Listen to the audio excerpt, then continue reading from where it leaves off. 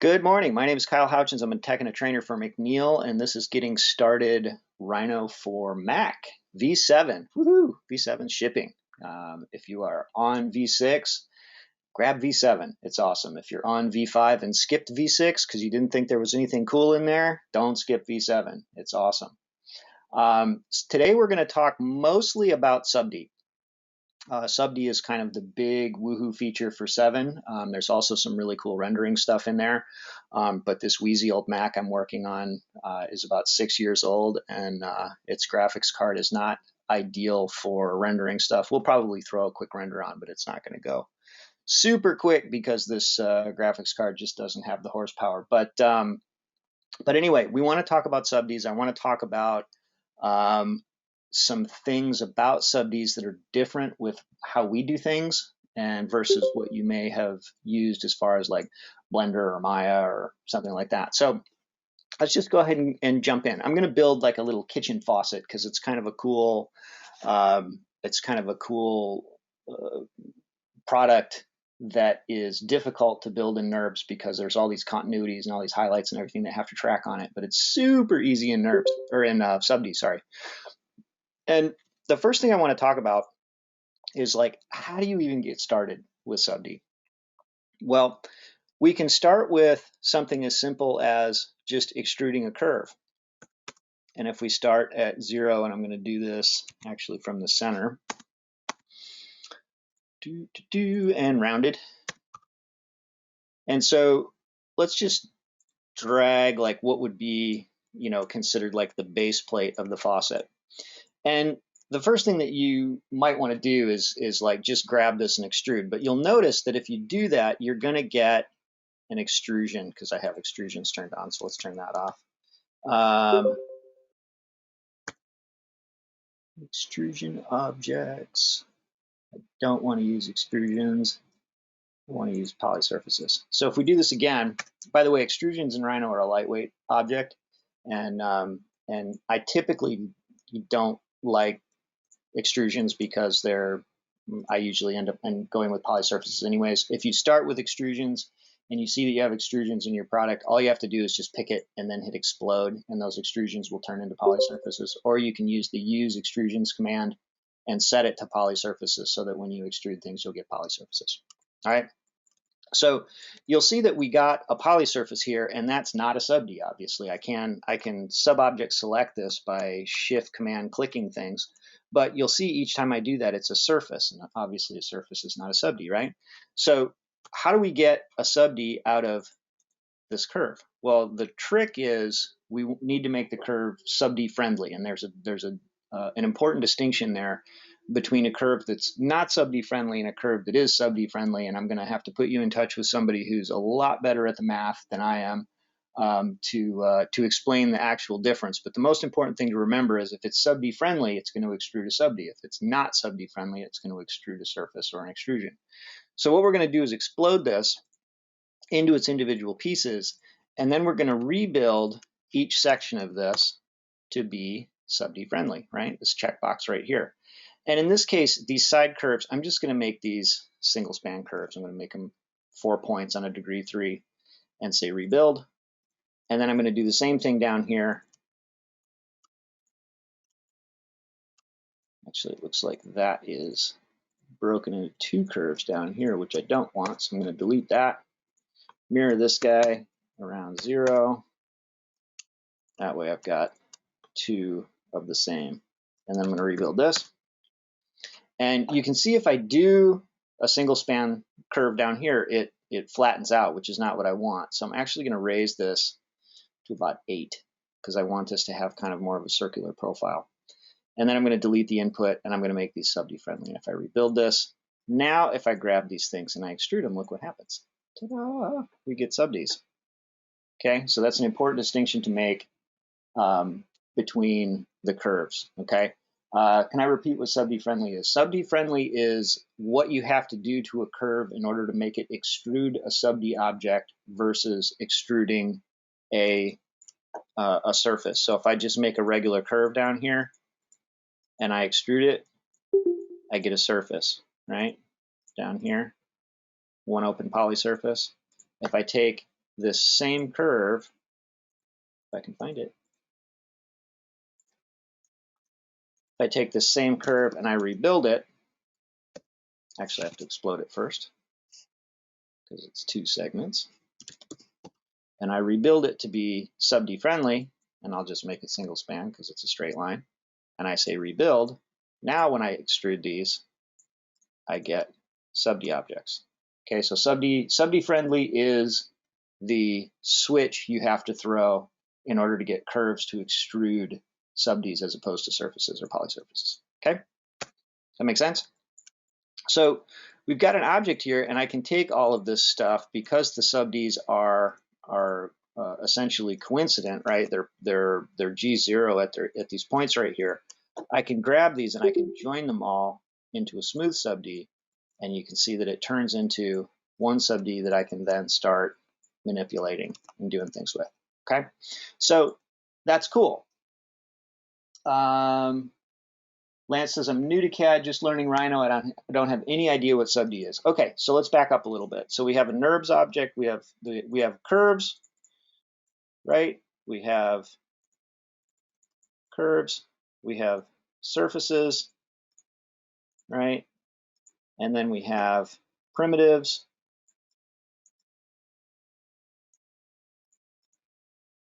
These are all surface objects. And then we have SubDs. And SubDs are a kind of a hybrid class of object somewhere between a mesh and a surface, right? It basically is an object, and let's do a sphere down here, that allows you to see it in 2 states. In this case, this is its control mesh here. So this is kind of what I was talking about, this hybrid between a mesh and a surface. And this is the interpolated, or what's called the limit surface, which basically what it does, if I turn on the points for this, you can see that there's vertexes on each one of these mesh points here. What Rhino does is it interprets through those points and creates a surface. So you can see that's the control cage, and this is the surface that's interpolated through them. And as you edit or modify these points, the surface then updates. So SubDs, if you want to think about it this way, NURBS objects are kind of more mechanical and precise, and I'm broad brushing here because obviously NURB surfaces can be sculptural as well. And then SubD is much more sculptural. So if you were going to do a robot, you would probably use NURBS. If you were going to do a sculpted character, you would probably use something like SubD. So for instance, like all of the Pixar characters that you see, those are all SubD objects. All right.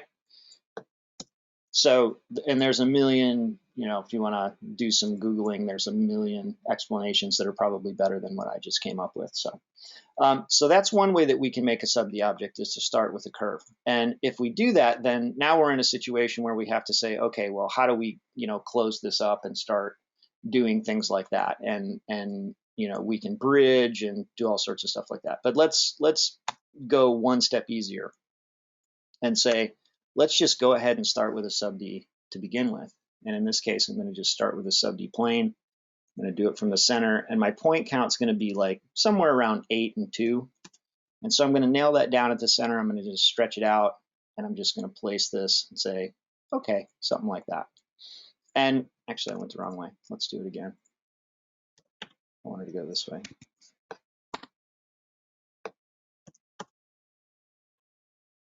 Oh, come now, I want a center one. Here we go. Center. 0. Let's go this way. There we go. That's laid out better. All I would have had to done, if to do it correctly in the other orientation, I would have just had to switch my 8 and my 3 so that the patches were in the correct layout. So now I can grab this entire thing, and on my gumball, I can grab this extrude dot, and I can just extrude this whole surface, and then I get the beginnings of kind of like a faucet base, right? And I can edit this in both box or smooth mode by hitting the tab key. And the way I like to try and describe this is box mode is kind of what I like to refer to as box. My rule is box is for modeling and smooth is for evaluation and tweaks. So, and we're going to talk a lot about like when to use which one kind of along the way. So let's just start playing with this a little bit and say, okay, well, we've got 8 sections here. So let's kind of grab let's grab the middle 4, and that'll give us 4 and 4 on each side. And let's just pull this up. And you can see that what happens right off the bat is we start to generate a shape. Now, that looks a little fat to me, so let's back up 1, and let's just grab the middle 4 and pull this up. And what I want to show is kind of like the flexibility here where you can evaluate on the fly and you can look and see what you're doing and you can say, do I like each step of this process? And if not, undo it, try something different. You know, the flexibility of this system is really pretty wonderful. So we've got our first kind of step in here, and if we go to our tab key and go to box mode, we can see that this is pretty square and it's lending us to kind of a pretty square shape. But what if we wanted that to be a little bit more round? Well, what we might want to do, and I'm going to just work on half of this model because we can always mirror it, is I'm going to shift control drag both of these edges. I'm going to pull these in a little bit, and then I'm going to slide them this way a little bit to give myself a little bit more of an kind of a rounded end on that. And you can see that right off the bat, compared to the other side, this starts to round out.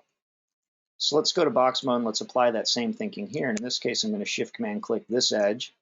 I'm going to shift command click this edge. And I'm going to pull these out, and I'm going to make this more of an octagon shape as opposed to a sphere. And you can see that it starts to round out a little bit. So what I want you to be able to do is to start kind of looking at your box mode and starting to read this and say, you know, what is it exactly that I want to do here? And in this case, I actually want this kind of to roll over the edge a little bit. And in that case, then what I want to do is back up and talk about what I refer to as the rule of 3. And if we go to a curve, and let's go to the front view, when you make a corner in a curve, you have an anchor point, okay, just to get the curve going. And then we're going to make our corner. And we have 1, 2, 3 points, right? And then I'm going to put an anchor out here. The corner is made up of no more, no less than 3 points. If I want the corner to be tighter, I move the points closer together, right? This makes a sharper corner. If I move these farther apart, what's going to happen?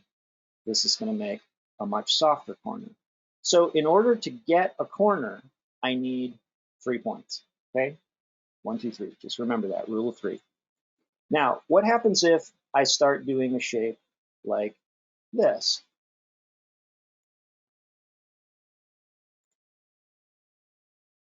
I'm getting corners, right?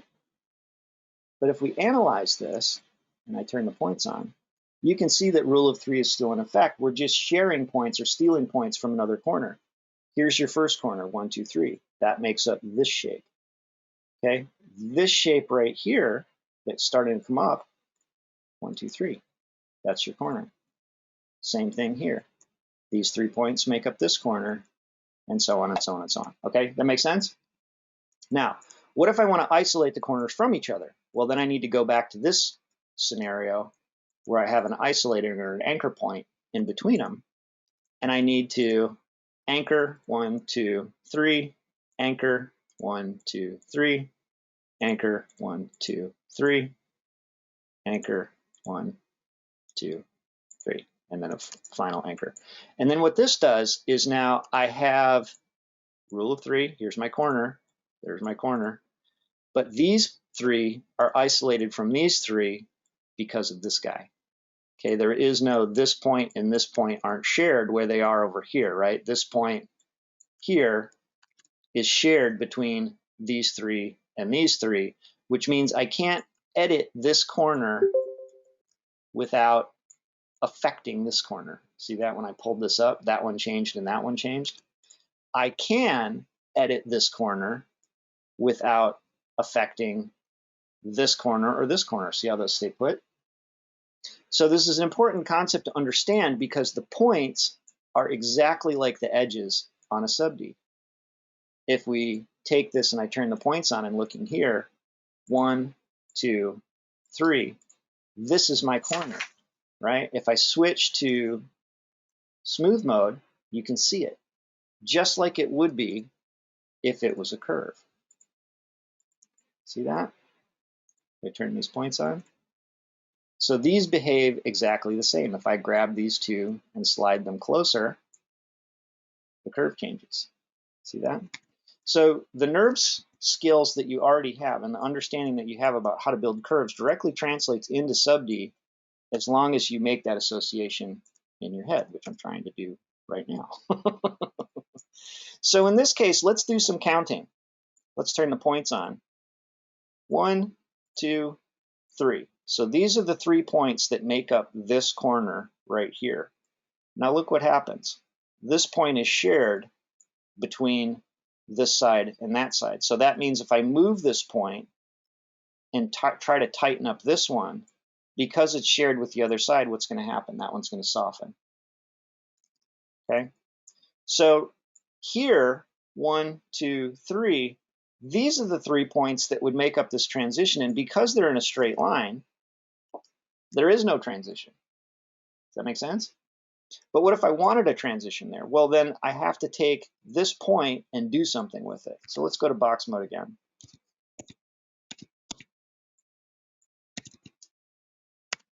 And let's grab the faces, Shift Command, click these faces that make up what essentially is that point.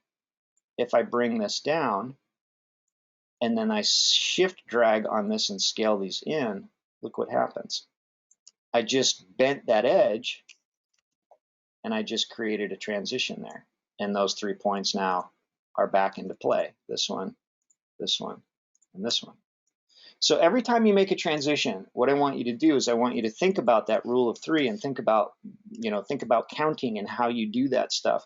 And so if you want a curve, again, if it's a smoothly transitioning one, it's 1, 2, 3, 1, 2, 3.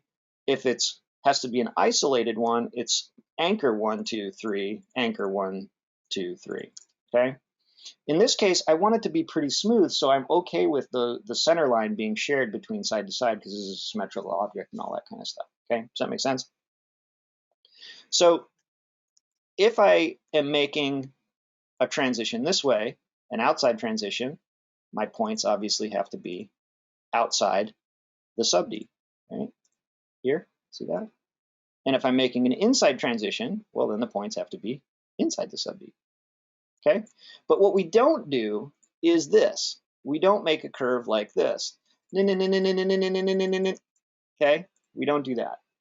And you don't do that down here either because you don't need that. Okay, you only add the edges and you only add the points that you need. All right, I think we beat that to death enough. So what we can do now is I can start just grabbing points or faces here, Shift Command clicking on the faces because I'm SubD selecting or sub object selecting. And I'm just going to extrude this up a little bit, maybe one more. And then I'm going to grab this translation waffle, which I like to refer to it as. It's actually a C-plane, the C-plane indicator, because it's only moving in the blue and the green, or the Y and the Z axis. And I'm going to hold down Command, and you can see that I can extrude in a different direction, right? I can extrude in any direction I want. See that? If I let go of Command, it just drags that surface. But if I hold down Command, see how it adds a surface? See that? Or it adds a face in there. So I'm going to start pulling this direction, and then I'm going to just rotate it. And we've just successfully made that transition, right? 1, 2, 3. There's our corner. Those are the things that make up this corner. But I don't like this orientation, so I'm just going to rotate it a little bit. And see how that starts to kind of periscope over. And we can talk about like whether it needs to be this kind of thing or this kind of thing or what it needs to do. But that's the beauty of this, and that's the beauty of designing kind of in SubD, is there's this really wonderful iterative quality where you can throw the rule book over your shoulder and say, well, what is this thing actually supposed to do and what is it supposed to look like? So now let's go to box mode and do a little bit of refining. And in this thing, it looks pretty good, but it's pretty flat along the bottom. So maybe what I want to do, and it's pretty flat along the top, maybe what I want to do is have this shape up here have a little bit of form to it. So I'm just going to pull this up so that I get a little bit more form. And you can see that immediately adds that, right? So let's put that back. And what I want you to do is to eventually be able to start reading the SubD and seeing what's happening in the SubD. I'm going to actually pull this out a little bit, get a little bit of shape there, and then I'm going to use the C-plane, and I'm going to pull a little bit of shape into this thing. Oops. And then I'm going to shift command drag over a vertex, and then I can modify just the vertex instead of the edge, and I can get that starting to line up. You can see that we've starting to get our transition. Now we can start saying like, okay, well, is this transition, what does this transition do, right? This is my 1, 2, 3, so that makes up this transition right here, right? And if I move this closer, what's going to happen? It's going to get sharper. If I move it farther away, it's going to get softer. If I scale it in by holding down Shift, right, it's getting farther away, so it's going to get softer. If I move it out here, it's going to get flatter. Okay, so the cool thing is you can kind of paint with highlights here, and you can say, okay, well, what is this thing actually supposed to be doing? Now we can take it one step further. I don't like how this highlight's jumping up like that. You know, it's cool how it kind of Z's like that, but I don't like how it's jumping. So maybe what I need to do is maybe I need to affect this edge and get rid of it. So now what did I just do? I actually made my corner now is these 3 points. So those are the 3 points that make up that transition. Now we have to decide, like, do I like that? You know, now the highlight's diving down, maybe not. So we'll just put it back.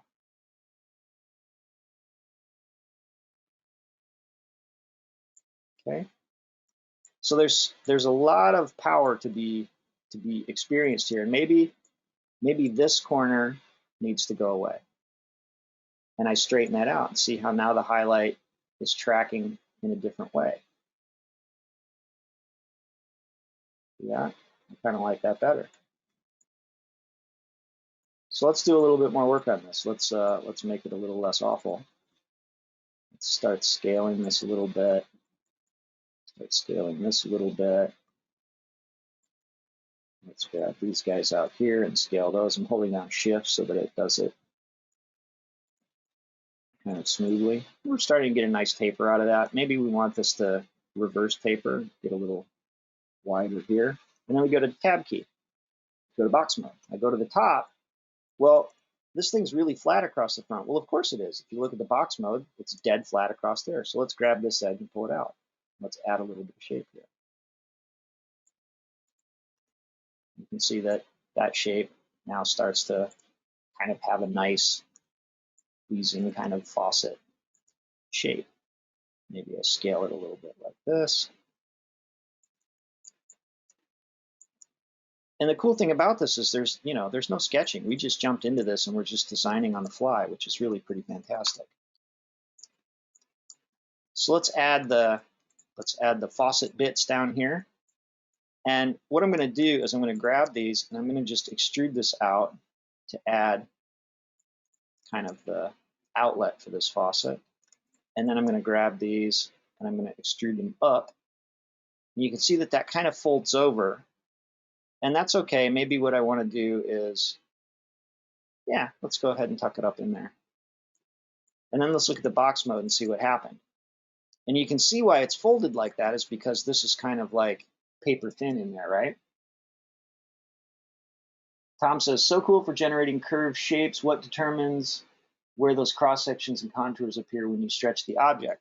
It's all the box mode. The box mode determines everything. This is the control cage. So everything that happens here is what happens in the actual model, just like a curve, right? When you place points for a curve, right? 1, 2, 3. If I turn this on, see these dotted lines out here?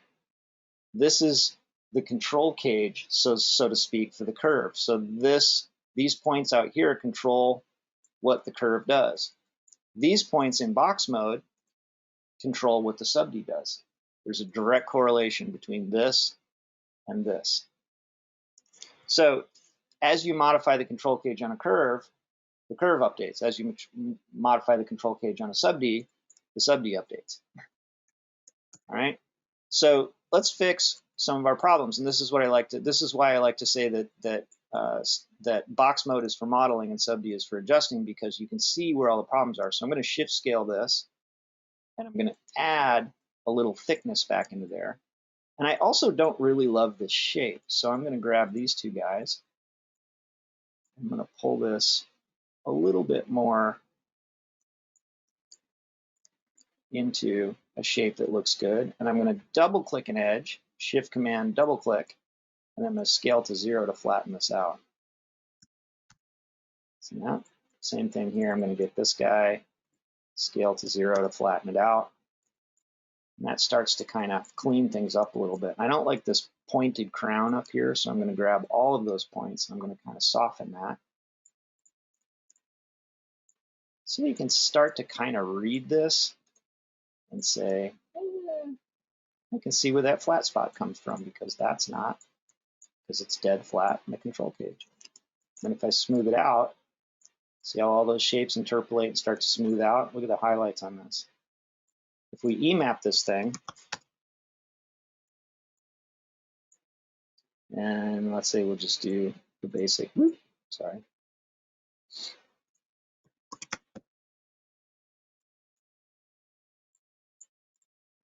Look at the highlights on that.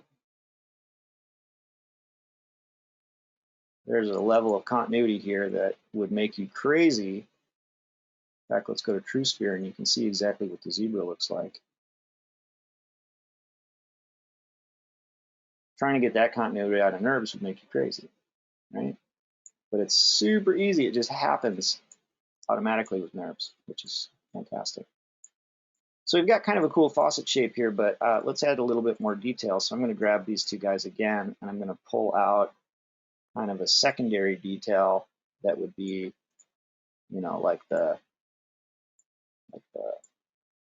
aerator. Is that the right word? Probably making a word up.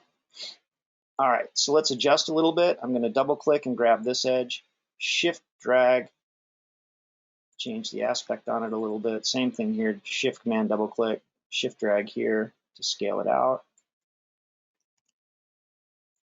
And we can adjust this as needed.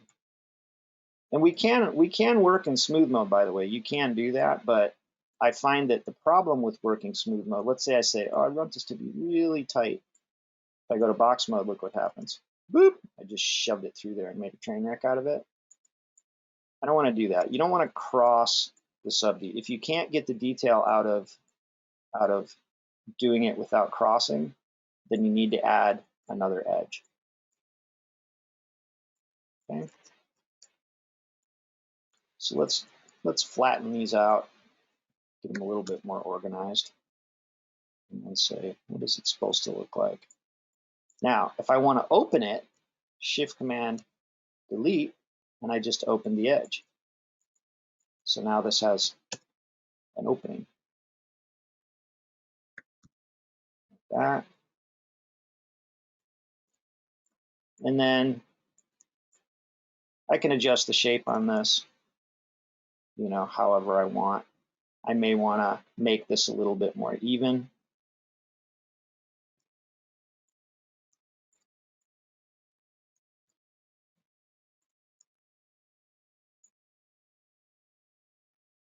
Something like that.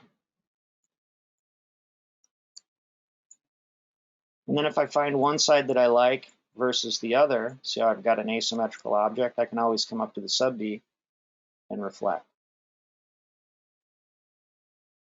And reflect is kind of cool because it actually is different than a mirror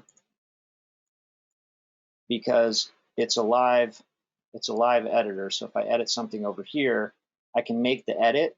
It doesn't immediately update, so I can kind of compare, right? Do I like it like maybe that's too much, maybe that's not enough, maybe I want to slide it a little bit out like that. And then once you decide that you like it, when you let go, then it updates.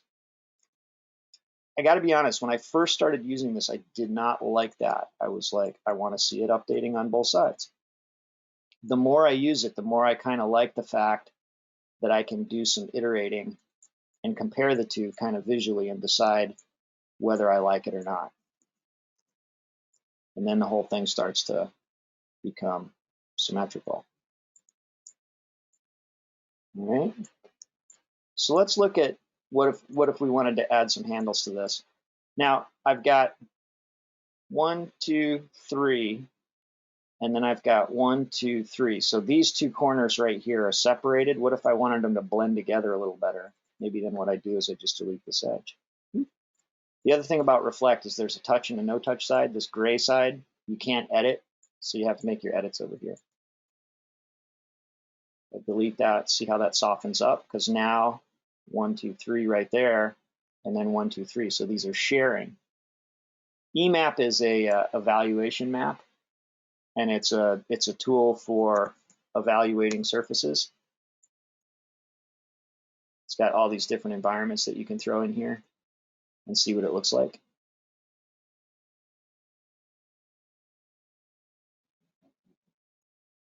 Funny story, I had a boss when I worked at a toy company years ago, and I took a picture of her and I put her face in this folder, and every time she came in to look at a model, I would use that as an EMAP, and she couldn't figure out how I could get her reflection to show up, because she thought it was reflecting her face as she was looking at the model on the screen.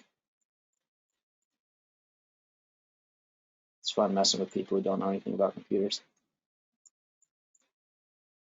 I eventually let her in on the job, and thankfully she didn't fire me. So,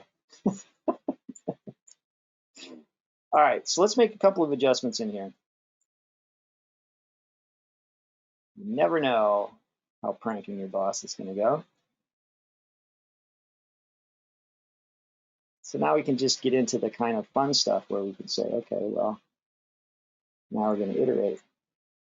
And the cool thing about this is I can grab this thing and copy it, drag, tap Alt, and make a copy. And if I kill my history,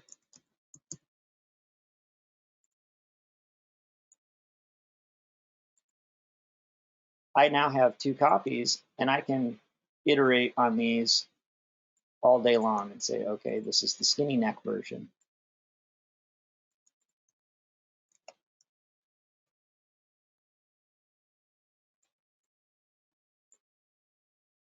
This is the, I'm going to kill my reflect over here because it's updating strangely. Right click on this, click on the object, and the reflect goes away. Looks like it threw a weird little edge in there for me. I'm going to get rid of that. Just pick the points and stitch. And it just gets rid of them. Common workflow for any SubD tool. So now we can iterate on this guy and say, okay, well, this is the skinny one. Looks like there's some weird little points on the front of this too. Let's get rid of those. Sometimes reflect, if there's not a defined center line, it gets a little confused around the center line, and it can make some odd choices for you sometimes. And then let's say maybe this is a little version. Right? Say, okay, do we like the chunky one or do we like the delicate one? And do we like this with a softer transition down here?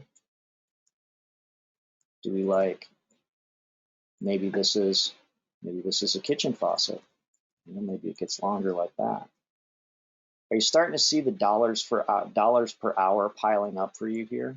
As a consultant, when I would see something like this, I would start hearing like dollar signs, and I would say, "Oh my God! You know, once I build one part, I can now leverage it into several designs in minutes, and sell each one of those individual pieces as a design exploration, right? So maybe this is now a kitchen sink,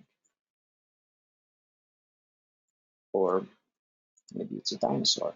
Roar! Okay. So let's clean this guy back up. Let's hide this one for the time being. And let's clean this guy up. So I'm going to take the reflect off by right-clicking on reflect. And then I'm going to fix my weird little centerline issues here by shift command clicking those points and then using the stitch command. Just stitches them back together. think I've got the same situation back here. So what if we wanted to add handles to this thing? Maybe what we do is we pull this side out and make room for handles. And then maybe I take this and I insert an edge so that I've got a place for them to land, right? Maybe the handles go right there. And what if I just stole these, drag up, tap Alt? I can just break those off, and I can use those as a basis to start making handles.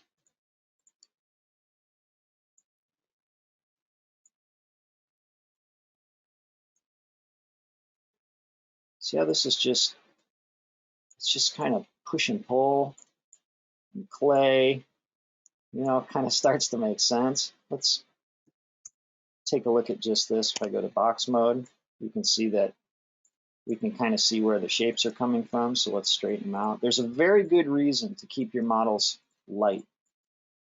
They're much easier to manage if you keep your models light than they are if you let them kind of get out of control. There was an old, I'm a old car buff, and Colin Chapman, who was the chairman for Lotus for years and was responsible for a lot of their racing success. There was a joke about how he used to design chassis, where he would design a chassis and he would start pulling parts out to lighten it. And he would keep pulling parts out until the chassis collapsed under its own weight, and then he would put one part back in, and that was the optimal design. Whether it's true or not, it makes a good story. Hemingway always said, never let the truth get in the way of a good story, so let's go with that. But the idea is that if you keep your models light, they're going to be super easy to manage, super easy to manipulate, but also you have the flexibility to say, okay, well, is it doing what I want it to do or not? And if it's not, you can always add, and if it is, maybe you take away a little bit and see if you can get away with less. If you can get away with less, do it, right? That's a good rule as a human anyways. If you can get away with less, you should do so that there's enough for everybody. But in modeling, it's particularly important because the fewer points you have, right? In the same example that we did in this corner, right? 1, 2, 3, that's exactly the right point. That's exactly as many points as you need to make a corner. The same reason that we do this is the same reason we don't make curves with corners like that, right? Way too much. And every single point that you add in here gives you a opportunity for a dent or a bump or an inflection. Now, in this case, if we want a smooth corner, this is a bad idea. But what if we want something that looks like this?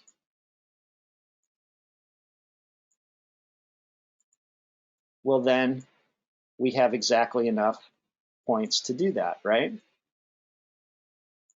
But what we wouldn't do is have double the amount of points to do this. We would use just this many points because, again, this follows the rule of 3, doesn't it? 1, 2, 3, 1, 2, 3, 1, 2, 3, 1, 2, 3, right?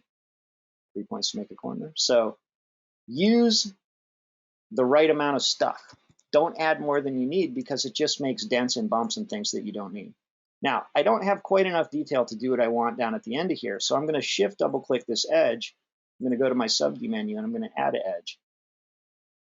See that?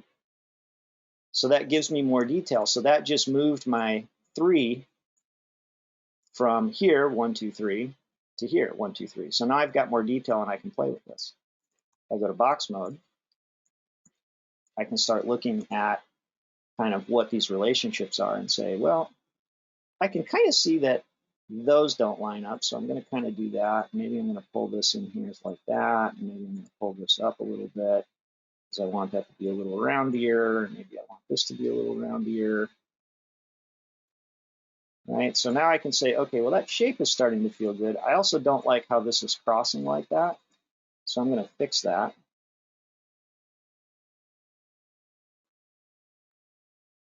And you just start evaluating and looking and say, well, maybe this does need to have a little bit more of a rounder shape here.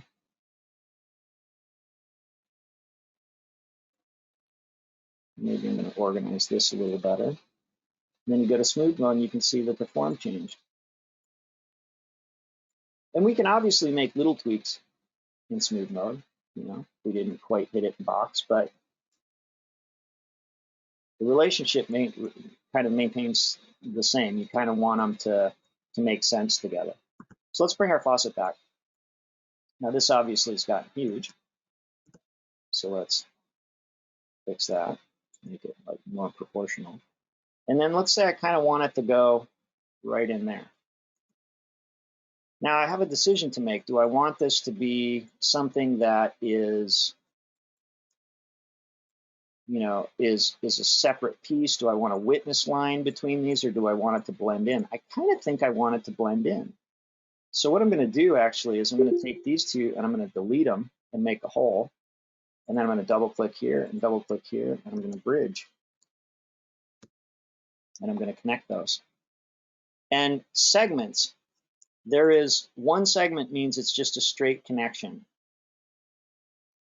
Two segments, or three, and if I click in here and roll the mouse wheel, I can roll the amount of segments I want in there, which is cool because I can kind of iterate.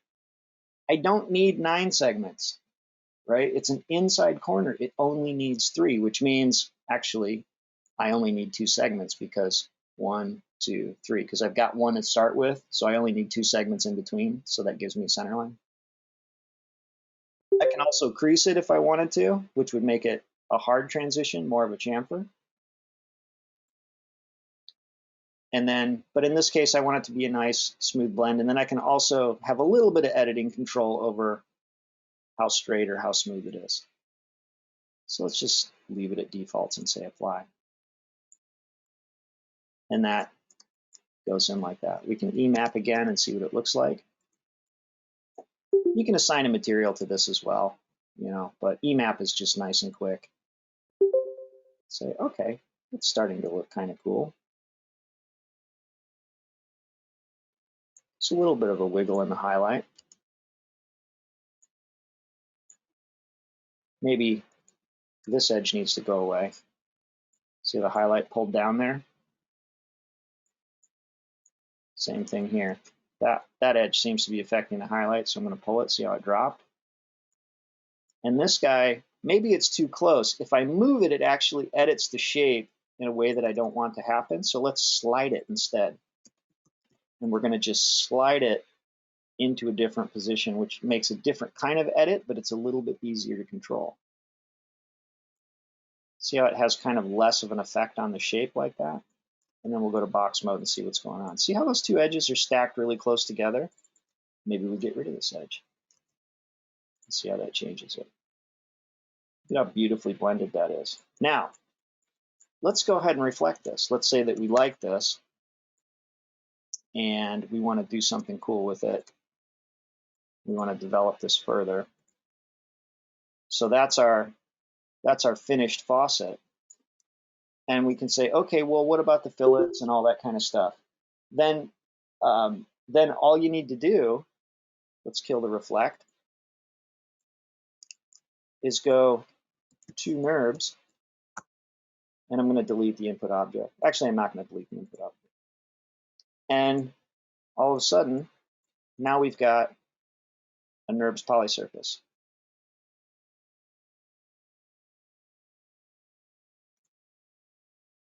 Okay, so this is now just a NURBS object. And you look at the patches, very similar layout. It combines it into bigger patches where it can, and then in places where it can't, it subdivides it as necessary. But the cool thing about this is now a SubD or a regular NURBS object. I can trim it. I can come in here and put a cap on the bottom of it.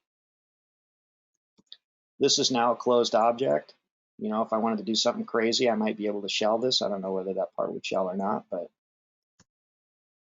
now let's start messing with it and say, okay, well, now we have to start adding the details. This is where you jump into NURBS and say, okay, well, this has to obviously be split off.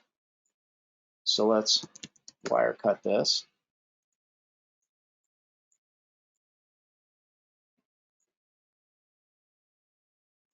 That's your separate object. Actually, I don't want to, I want to keep that part that I wire cut. Keep that. So now I can take this piece, Shift Command Scale, single scale in this direction, Boolean it back together, and now I've got a beautiful cut line. I can put a fillet on this.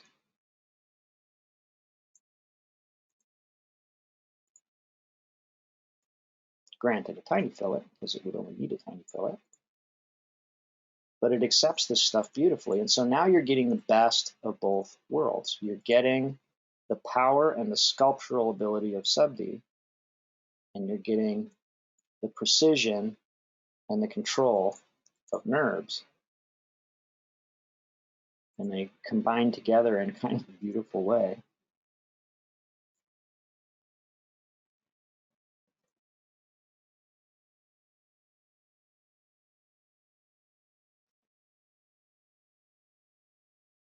Yeah, the idea is to, so what I try to do is I try to explain to people the way to think about these tools is the exact same way you would think about a model shop, you know, or a wood shop. If you were going to build a grandfather clock, so to speak, right, and all you had at your disposal was a table saw, you could build it, but it's gonna be limited in what the thing could look like because table saws only make straight cuts and grooves and things like that, right? Whereas if you add a bandsaw and a drill press and screwdrivers and hand drills and files and sandpaper and all that stuff, you get a whole bunch of options open up to you, right? So the goal is to use the right tool for the right job.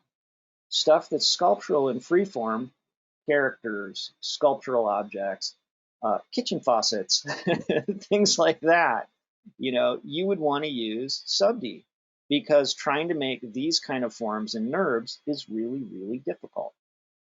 But making precise cuts and, you know, precise chamfers and things like that, that's not necessarily SubD's wheelhouse, right? So if you're going to make a character, you would guaranteed do it in SubD. If you were going to make a gear train, you would make it in NURBS. And so the fact that Rhino now has both of these capabilities built and the seamless transition between the two. Now, understand the fact that SubD goes to NURBS, and then that's kind of a one-way street. So the nice thing if you're going to do this kind of stuff is to keep your original pieces. You know, keep your SubD models, throw them on a layer, and you know, we'll just change this layer. And if I was going to do this for a client, I would have, you know, iteration 1, 2, 3, 4, 5, 6, 7, 8. I would keep all that stuff. And then that way, if there's iterations to make, like let's say you take this thing and you throw it through a printer and you say, oops, this doesn't have enough room for my finger, then you bring the object back, you grab the stuff that makes up that handle and you go and say, okay, now there's more room for your finger, right? Now this is a more hand-friendly shape. Convert it to NURBS, add your details, and then go from there. So there's this ability now to be able to test, iterate, repeat, and really hone in on a form, especially for sculptural stuff, for handles, for things like, you know, eyeglasses frames and goggle frames and, you know, things that have to fit on a body, or, you know, face masks and things like that, that are very difficult to model without this test, iterate, repeat, you know, kind of thing. NURBS is not necessarily the easiest thing to iterate in because you've got fillets and cuts and trims and stuff like that. SubD is super easy because it's essentially, you know, considered a single frame, a single surface object, and so you can make iterations and global changes very, very quickly. You know, to go from this to this was just a couple of steps. To go from this to this in NURBS, you know, that's a couple hours. So think of this as not, this is now how I model everything, right? You're not going to model a gear train like this because it would be terrible. But you can model characters now, which you couldn't do before. So that's kind of how I want you to think about SubD, and that's the kind of the things that I want you to look at. And as you're getting started, the only things that you need to get started are basically a single plane, the gumball, and some imagination. Disney guys, you like that? Like how I threw that in there? Imagination. So, you can start with a single plane and just literally start doing stuff, right? Shift, Command, click. What is this going to turn into? I don't know. Maybe we pull this up.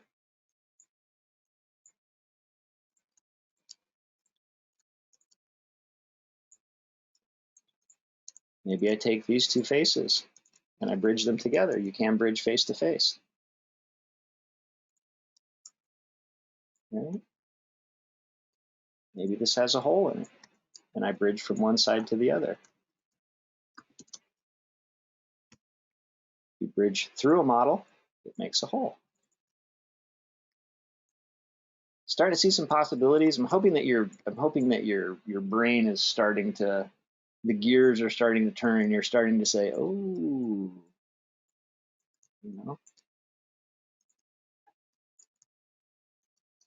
I hope you're going from to oh. I see what's happening now. All right, starting to kind of see that. All right, so let's go back to our faucet. I think we're pretty close here. And in this case, because it's NURBS, I can do something like this.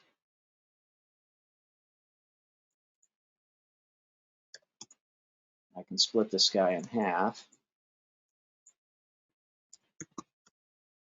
Just hack this side off.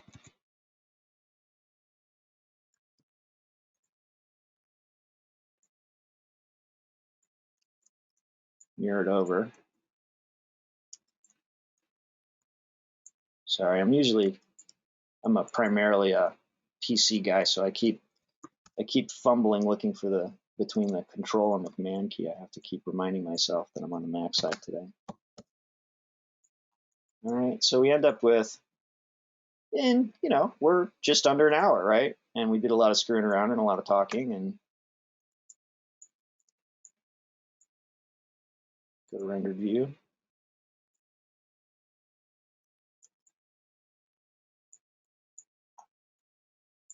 And we've got, a fairly simple, flushed out faucet concept that we could either throw into a rendering, we could throw to a printer, and give it a test and see how it goes. Now, is there a lot of refinement that can be done here? Yes. You can align SubD stuff to a curve. You can so if we needed this to be more circular, we could align things using the align to curve functionality and things like that. But what I wanted to do is I wanted to just take your toes and dip them in there and get you pushing and pulling stuff. And then as you're starting to, advance in your capabilities, then there's all sorts of other stuff. I did a guitar for Windows yesterday, so if you wanna go from crawling to running, you can jump into that. You can go from this one and jump into the guitar one, and then see how you start thinking about laying something out specifically to a drawing and stuff like that. There's plenty of stuff like that out there already. But I realized that I had kind of gotten excited about this because I was involved in the development from the beginning. And I kind of was like, look at all this great stuff you can do with it. You can do a chaparral race car. You can do a motorcycle. You can do, and people are like, whoa, whoa, whoa, whoa. Let's talk about a sphere, man. So I wanted to do one that was really super accessible and really super simple from the very beginning to kind of talk about, like, let's talk about 3 or 4 tools, right? Let's talk about a plane. Let's talk about a sphere. Let's talk about a cube. Let's talk about extrude with gumball. Let's talk about bridge. Right? Let's talk about stitch and reflect. I think that's all we covered today. So start there, see what you can get out of it, and then start looking at the other stuff. And by the way, if you haven't been on our YouTube yet, make sure that you are checking this out, because this is where, first of all, that's where this video is going to get posted. But this is the guitar one I did yesterday. the Getting Started for Windows, Getting Started Rhino for Mac. These two are both going to be, this is where this stuff all gets posted. And so once you kind of get into this, then start looking at some of the other videos to see, okay, maybe the next one you want to jump into is the swim fin, right? The SubD playlist. And then maybe you want to look at the gumball party tricks, and then, things like this motorcycle time lapse, how to break it into some, all these parts. So this is the kind of stuff that you want to look at next, is kind of these little quick tips. And then maybe you want to jump into something like the trike, which actually is, this one is actually really accessible, even though it doesn't look like it. This gets into what I refer to as paper doll modeling, where you lay out something flat and then add form to it. But in this particular video, I just wanted to go really slow and really easy and get people going and get started. So Tom says, this is awesome capability, and no, I'm not a plant, just somebody who's worked on many different modeling systems. Tom, checks in the mail. No, it is really, and I was the demo guy for T-splines years ago. If you've used T-splines in the past and my voice sounds familiar for some reason, that's because I was the T-splines guy. So if you look up any of the T-splines videos, the same dude. Just a younger, pinker version of myself. So get started with this. Start playing with it. The Disney guys, I would love to see you guys start to do some characters. There's an amazing designer named Todd Hurlitz in Chicago who just did some character stuff with this, which is really, really cool. If you don't know Todd, you should, because he's amazing. Look up his stuff. It's Volume Studios. But I would love to see what you guys do with it. And if you need any help getting rolling on the way, my contact information is in the chat at the beginning. So I think that's pretty much what I have for you. I'm going to try and just nail this down right at an hour and not. I get really excited about this stuff, and I want to be like, okay, and next we're going to do, a fighter plane. but I wanted to kind of just do a simple one this time and let everybody kind of get their feet wet. Sophie says, off-topic question, is there a way in Rhino to go from a 3D model to a flat pack pattern?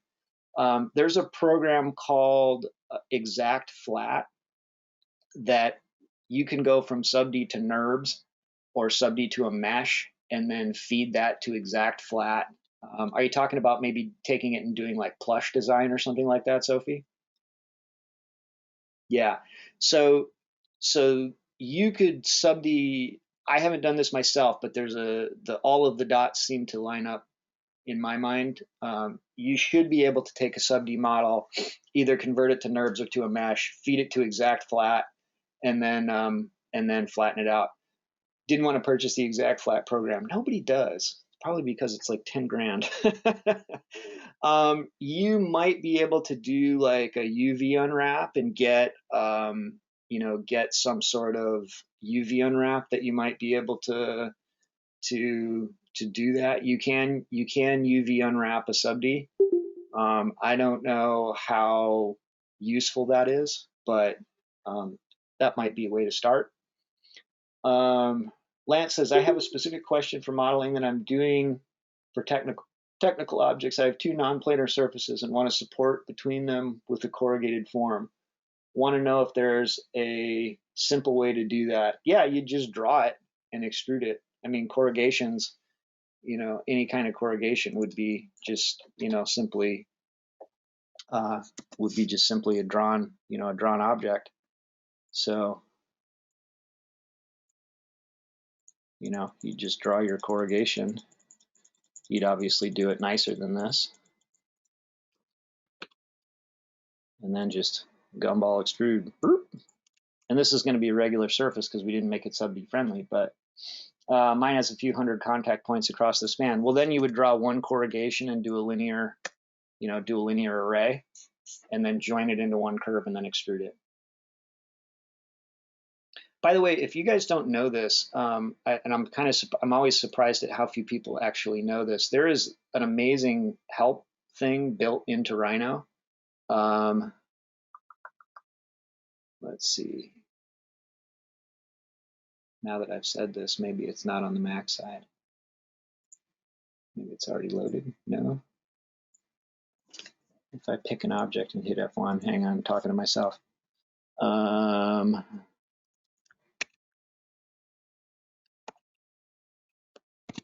must not be built into the Mac side. So on the, oh, here it is, Rhino help.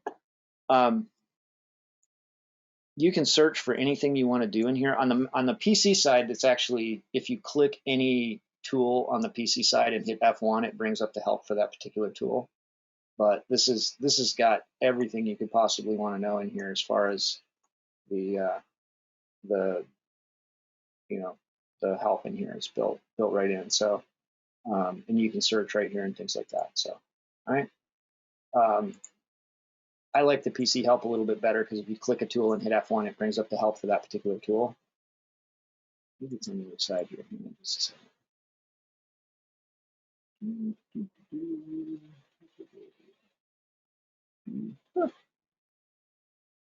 Command help. Here you go. There it is. I know it was here. So if I pick something, it brings up the tool help for that particular tool. So in the panels, if you turn on command help, anything that you pick, it's going to bring up the help for that particular tool, and it's all laid down. This is super useful when you're trying to learn. It's a really cool way to kind of learn as you go. Every so once in a while, I've been doing this for a really long time now, and every so once in a while I'll turn it on just because there's like some esoteric part of the tool that I haven't really explored yet, and I'll actually pick up a few things out of this myself. So it does have to access the internet, so if it's taking up resources, you can always shut it off, and then it goes away. But, all right. Alrighty, 10:02. I think we're going to call it. Anything else I can help you with? Any other questions? Anything like that? Are we digging SubD so far? Have you gotten to play with it yet? If you haven't played with it yet, make sure that you go to our web page and at the very least, grab the eval. Okay, Mac or Windows, grab the eval and give it a shot. 90 days for free, full functioning. You can try it without buying it. I would hope after about 3 days you'll say, yeah, I want to buy it. Like I said, if you're on version 5 and skipped 6, don't skip 7. It's really good. And if you're on 6, if you want SubD stuff, grab 7 and give it a rip. Great. Any other questions? Disney folks, thanks for joining us. Make sure you say hi to Jesse, Damon, and Joanne for me.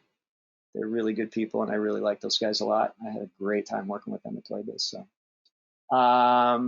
that's about it. Any other questions before we go? If not, I'll just cut you loose and we'll call it a day. Great. All right. Thanks, everybody. Thanks for showing up. We'll catch you next time. We do these about once a month. I'm Kyle Houchens. This is Getting Started Rhino for Mac. Go make great stuff. Thanks. Bye.